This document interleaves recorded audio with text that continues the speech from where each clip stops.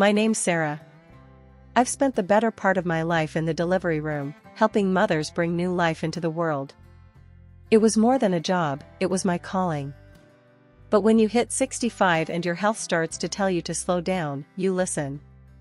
So, I stepped back from the front line and shifted gears to consulting and administration at the medical center.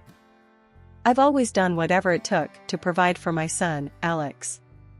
Being a single mom wasn't easy, but seeing him grow into the man he has become makes all the sacrifices worth it. I sent him to the best schools, got him into hockey, though it turned out that wasn't his path. He found his passion in advertising instead, and now he's doing great, working as a hotshot at some fancy agency. Currently, my big old house is all torn up for renovations, so I've moved into this little apartment temporarily. It's nothing like home, but it's got 4 walls and a roof, and that's enough for now. Today's kind of a big deal. Alex is bringing over his fiancée, Emily, for dinner. He's talked her up quite a bit, beautiful, smart, and works with him. I'm a bit nervous, truth be told. This place isn't much to look at, and I want to make a good impression. I decide to cook my famous beef stew. Just as I toss the last potato into the pot, I hear a knock. "Coming!" I shout, wiping my hands on my apron as I head to the door. There's Alex, looking as handsome as ever, and with him, a very pretty young woman, Emily. "Mom, this is Emily," Alex introduces her with a grin. "Nice to meet you, Sarah. Alex has told me so much about you," Emily says. "Please, call me Sarah. Welcome. I hope you're hungry," I say, leading them into the small dining area. I catch Emily looking around, her gaze lingering on the less than stellar furnishings. "So, Sarah, Alex mentioned you work at the hospital. What do you do there?" Emily asks as we sit down. "I handle some of the admin work," I reply casually, not wanting to dive into my past life as an obstetrician. Alex shoots me a look, surprised I didn't elaborate. I give him a quick wink, silently telling him to keep it under wraps. There's no need to brag. Emily seems a bit taken aback. "Oh, I thought maybe you were a doctor or something." The conversation moves on to lighter topics, but I can tell Emily is still sizing up everything. It's clear she expected something different. The apartment, my job, it's not adding up to her. As I serve the stew, I try to keep the atmosphere light. Here we go, my famous beef stew. It's not fancy, but it's got good, honest flavor. "It looks delicious, Sarah, thank you," Emily says, though her tone suggests she's still distracted by her earlier thoughts. We eat, making small talk about their work and plans. I notice Emily's polite, but there's a coolness there, a distance. She's hard to read, but I'm no stranger to tough nuts to crack. Once they left, I sat back down, thinking over the evening. It wasn't perfect, but it's a start. Maybe Emily needs time to see beyond the surface. I'll give her that time. For now, I'm just going to clean up and get ready for bed. The next dinner took place 2 weeks later. They arrived just as I was pulling the chicken out of the oven.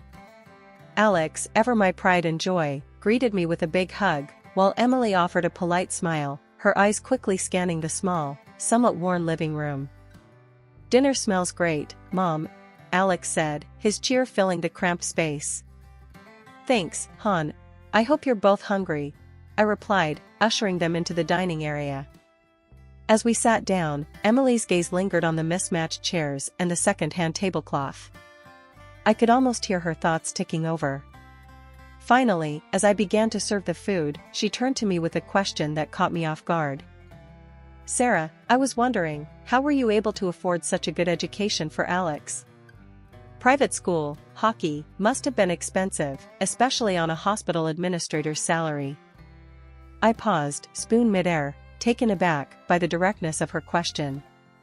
Not wanting to delve into my financial history or my past earnings as a top obstetrician, I opted for a simpler answer. "Well, Emily, my parents left me a small sum. It wasn't much, but I stretched it as far as I could. Education was always a priority for us," I said, giving a slight shrug as if it were no big deal. She nodded, though her expression was pensive, almost skeptical, as she looked around the apartment again. Interesting, she murmured, more to herself than to me, her eyes scanning the modest decor. Dinner continued with light conversation, mainly driven by Alex, who seemed oblivious to the tension. After we finished eating, Emily excused herself to use the bathroom but wandered slowly, taking in every detail of the apartment. I took the moment to speak with Alex, keeping my voice low. Alex, I'd prefer if we keep the details of my financial situation and the house under wraps for now, okay? Alex laughed lightly, brushing off my concern. Mom, you worry too much. It's not like it's a secret or anything. Just humor me, son. And, please, take your time to really get to know Emily, I added, my tone more serious. Mom, I love her.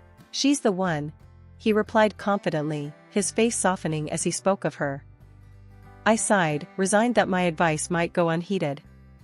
Just be sure, that's all I ask. When Emily returned, her demeanor had shifted slightly, now more composed, perhaps even more determined.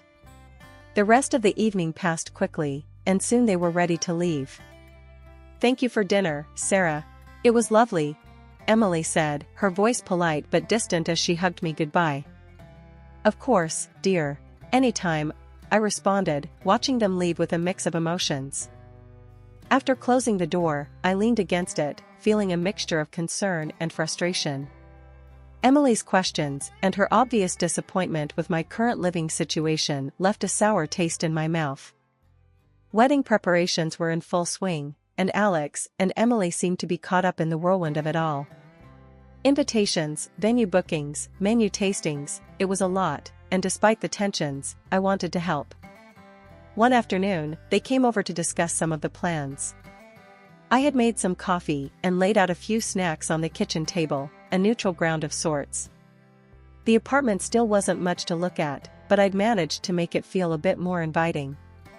So, we're thinking of having the ceremony outdoors, Alex started, spreading out some brochures across the table. That sounds lovely, dear. Where at? I asked, trying to keep my tone enthusiastic. There's a small vineyard on the outskirts of town. Emily fell in love with it, he replied, looking over at Emily, who nodded in confirmation. Yes, it's perfect, very picturesque, Emily added, flipping through a brochure to show me a picture of the vineyard. The place looked beautiful, no doubt about it. I can see why you like it, I said, smiling at her. It'll make for beautiful photos. Emily smiled back, briefly, before her expression turned more serious. We need to talk about the guest list, Sarah. We're trying to keep it tight, due to the venue size. Of course, that makes sense. Just let me know how many people I can invite. I don't need many, I reassured her, sensing where this might be going. Well, we were thinking, maybe if you could just stick to close family? We have a lot of friends and colleagues to accommodate, she said, not quite meeting my eyes. I felt a sting at that. Was I being edged out of my own son's wedding plans? But I held back, reminding myself this was their day. That's fine, Emily. You won't have any problems from me. Thanks, Sarah. We really appreciate it. Alex chimed in, clearly relieved that I hadn't made a scene. We went on to discuss other details, flowers, music, the wedding cake. I tried to offer suggestions, but Emily had clear ideas about what she wanted. Whenever I brought up something, she had a polite but firm way of steering the conversation back to her preferences. As the afternoon wore on, I found myself speaking less and less, feeling somewhat sidelined in the planning of my only son's wedding. When they were ready to leave, I offered to help with anything they might need, trying one last time to be involved. Actually, Sarah, I think we've got it covered. But thanks, Emily said, her smile polite but distant. We'll keep you updated, of course. Of course, dear. Just happy to help, I replied, keeping my smile fixed until the door closed behind them. I washed the dishes slowly, lost in thought, wondering how things would pan out on the wedding day. Would I just be a guest at my son's wedding, watching from the sidelines? The thought weighed heavily on me as I dried the last cup and turned off the kitchen light. Alex's birthday rolled around, And this year was different because I wasn't planning the celebration. Emily took it upon herself to throw the party. Somehow, my invitation got lost in the shuffle, or so I thought. The truth hit hard when a friend casually mentioned the big bash being set up at their place. I wasn't on the guest list, a fact that stung deeply, but I put on a brave face. My son's happiness was more important than my feelings, and I decided to drop by with a gift, uninvited but hopeful. I chose a classic gift, a nice watch I knew Alex had been eyeing for months. It was more than a gift, it was a token of my ongoing love and support, regardless of the chill that had crept into our relationship lately. The bonus to the watch was a bottle of good wine. I parked down the street and walked up to their house. The sounds of laughter and music spilled out from the backyard. Taking a deep breath, I opened the gate and stepped inside. Almost immediately, I felt like I was intruding. The yard was bustling with groups of Emily's friends and her family, people I barely knew, despite the impending wedding. Emily spotted me first. Her smile was tight, the welcome even tighter. "Sarah, this is a surprise. What are you doing here?" Her tone was polite, but the undertone was clear. I wasn't expected nor particularly wanted. "I just wanted to wish Alex a happy birthday," I said, my voice steady, despite the chilly reception. "Oh, well, he's around here somewhere," she replied, her eyes scanning the crowd, clearly reluctant to guide me to him. Navigating through the clusters of guests, I finally found Alex. His face lit up when he saw me.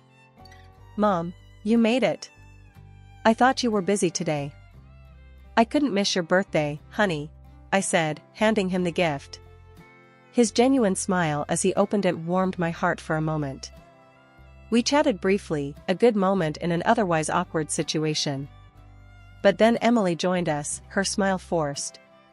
"Alex, babe, we need to get ready for the toast," she said, then turned to me. Her next words were low and clear, meant only for my ears. "Sarah, maybe it's best if you don't stay long.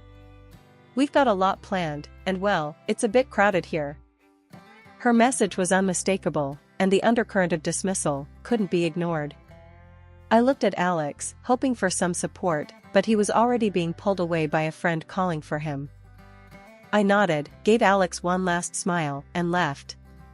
Walking back to my car, the sounds of celebration behind me, the hurt settled in deep. It was clear Emily saw me as an outsider, and her direct approach left no room for misunderstanding. The drive home was quiet, my thoughts loud with the harsh reality of my new place in Alex's life.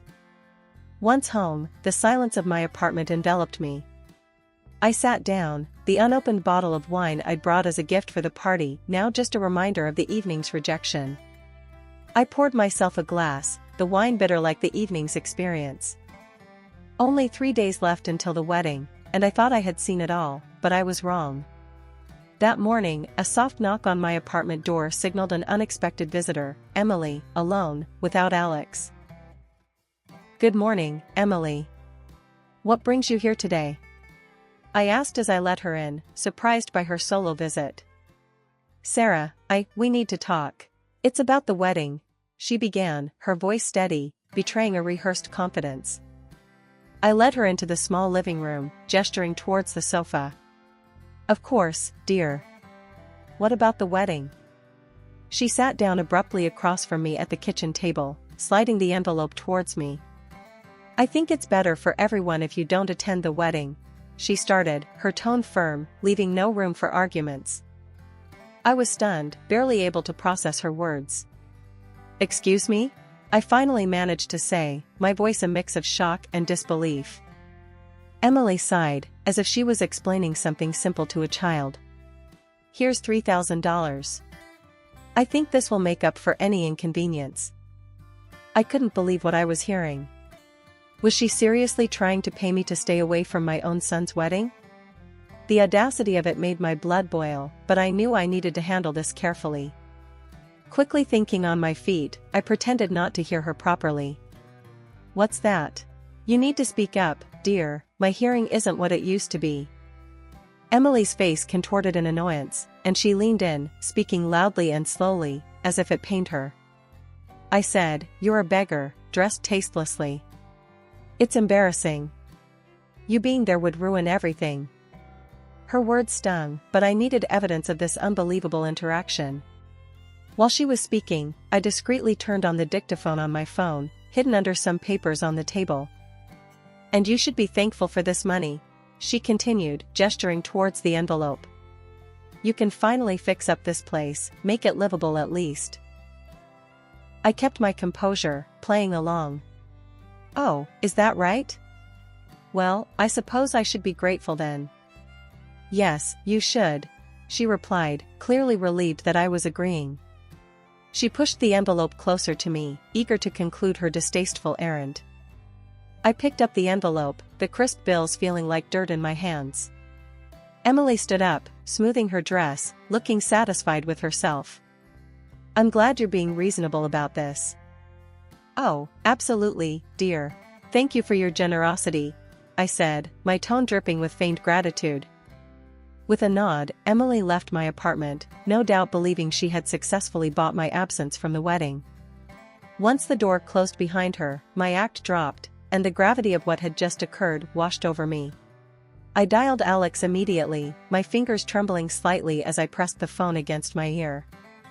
"Alex, you need to come over now. It's urgent," I said, my voice tight with a mixture of anger and urgency. He could hear the seriousness in my tone. "I'm on my way, Mom. Hang on," he replied, and I could tell he was already grabbing his keys and heading out the door. The minutes dragged until he arrived. As soon as I heard the door swing open, I ushered him into the living room. "Alex, there's something you need to hear," I said, my voice steady, despite the storm of emotions inside me. I handed him the phone where I'd saved the recording of my conversation with Emily.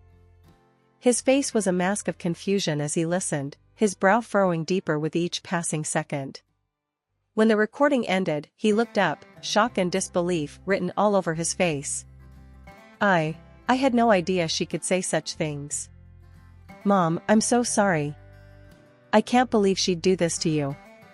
We need to expose her, show everyone what she's really like." "But how?" I had been thinking about this ever since I turned off the recorder earlier. "I have an idea. Over the years, I've helped bring hundreds of lives into this world. Many of those families still keep in touch, respect me for the work I did. What if we gather their stories? Show everyone how much I've been a part of this community?" Alex's eyes lit up with a mix of pride and hope. "That's brilliant, Mom. We could record some testimonials from your patients, even the people you've worked with at the hospital, and the mayor. You did help his wife when she was in labor, after all." Over the next few hours, we were busy. I contacted several of my former patients who I knew would be willing to speak on my behalf. Using Skype, I recorded heartfelt messages from these women, each sharing their stories about how I had helped them during their most vulnerable moments. The head of the hospital where I worked also contributed, praising my dedication and professionalism. Even the mayor made a brief appearance in one of the videos, expressing his deep respect for me both personally and professionally. By the end of the day, we had compiled a series of powerful, personal testimonials. Alex edited them into a single video, adding photographs of me at work, with patients, and in the community, images that painted a picture of a life dedicated to service and care. That night, I went to bed feeling a mix of nerves and determination. Tomorrow would be one of the most challenging days of my life, but also, perhaps, one of the most important. The day had arrived, beautifully set for a wedding that was supposed to unite two families. The venue was beautifully decorated, flowers everywhere, guests dressed in their finest. The air was filled with a mix of excitement and nervous anticipation. Little did everyone know, the day was about to unfold in a way none could have predicted. As the time approached for the bride to make her grand entrance, a video was scheduled to play, a montage of Alex and Emily, their journey together leading to this day. I knew this was the moment I had prepared for, my heart heavy with the burden of what I was about to do, but firm in my resolve that it was necessary. I had the audio recording ready, the one where Emily had bluntly offered me $3,000 to not attend the wedding, to erase myself from this significant moment in my son's life. My hand trembled slightly as I switched the input from the scheduled video to the audio recording. The room went quiet, the chatter turning to silence as Emily's voice filled the hall, clear and undeniable. The shock was immediate. Murmurs spread through the room like wildfire as guests turned to look at each other, confusion and disbelief written on their faces. Just as the recording finished, Emily and her father started their walk down the aisle, unaware of what had just been played. The timing couldn't have been more poignant. Before they could reach the front, I switched to the video I had prepared, testimonials from prominent members of our community, patients I had helped during my career as an obstetrician. One by one, respected individuals spoke of their experiences with me, their words painting a picture of my life's work and dedication. The contrast between this and what Emily had tried to portray was stark. As the video played, I watched Emily's face. Confusion gave way to realization, and then to a kind of horror as she understood the enormity of her miscalculation. Her mother, sitting in the front row, burst into tears, overwhelmed by the scene unfolding before her. When the video ended, the room was thick with tension, a heavy silence hanging over us all. Then, Alex stepped up to the microphone, his face pale, but his voice steady. "Ladies and gentlemen, I'm sorry. I'm sorry for what you had to hear today, and I'm sorry for what was meant to be a joyous occasion turned into this revelation." He paused, taking a deep breath. "I cannot marry someone who has shown such disregard for my own mother, someone who sought to humiliate her in such a callous way. Therefore, I am calling off this wedding. I apologize to all of you for any distress this has caused." He then turned to me, his eyes filled with a mix of emotions. "Mom, I'm sorry. I should have seen it, should have known. Thank you for everything. For your strength, your courage, and your unending love." The guests stood then, a round of applause filling the hall, not just for a ceremony, but for the truth that had been revealed, and for the respect they held for me and for Alex's brave decision. As the clapping slowly subsided, Emily fled the hall, her father trailing behind her, a broken attempt at a dignified exit. Standing there, amidst the chaos of a wedding turned upside down, I felt a surge of pride for my son. It was a hard, painful moment for him, but he had risen, shown real character. A few weeks after the incident, I heard from some colleagues that Emily had been spotted at the hospital where I work. At first, I thought it was a coincidence, maybe she was visiting someone. But then it happened again, and this time she made quite the scene. There I was, walking down the corridor, and there she was, her voice raised, causing a commotion. "You ruined my life," she yelled as I approached. "You couldn't stand to see me happy. You had to tear everything down." I stopped, shocked by her audacity. People were starting to stare, and I felt a flush of embarrassment. "Emily, this is neither the time nor the place. You need to leave," I said firmly, trying to keep my voice calm despite my racing heart. But she wasn't having any of it. "No. Everyone needs to know what you did. How you interfered and lied." Her accusations were baseless, her anger misdirected. Seeing no end to her tirade, I made a decision I never thought I'd have to. I called security, and they escorted her out. When she tried to come back a second time, I had no choice but to involve the police. They detained her briefly, warning her about the consequences of harassment. That seemed to scare her enough to stop her visits. After that, Emily disappeared from my life. Last I heard, she left the city, but I don't know where she ended up. Meanwhile, life at home finally found its peace. The renovations on my house were completed, and I moved back into my beautiful, tranquil space. The contrast between the chaos of the past and my serene home life was stark, and I appreciated my solitude and stability more than ever. 2 years slipped by quickly, and life brought happier changes. Alex, resilient and matured from his experiences, met someone new, a wonderful woman named Clara. They got married in a small, intimate ceremony, which was a joyous occasion, filled with love and genuine happiness. Clara is everything Emily wasn't: kind, respectful, and genuinely supportive of Alex and me. Now retired, I've taken to enjoying the slower pace of life. My days are filled with gardening, reading, and long walks. I've also started planning a trip around the world, something I've dreamed about for years, but never had the time or freedom to pursue. Despite the turmoil of the past, life had a way of moving forward, bringing new joys and challenges.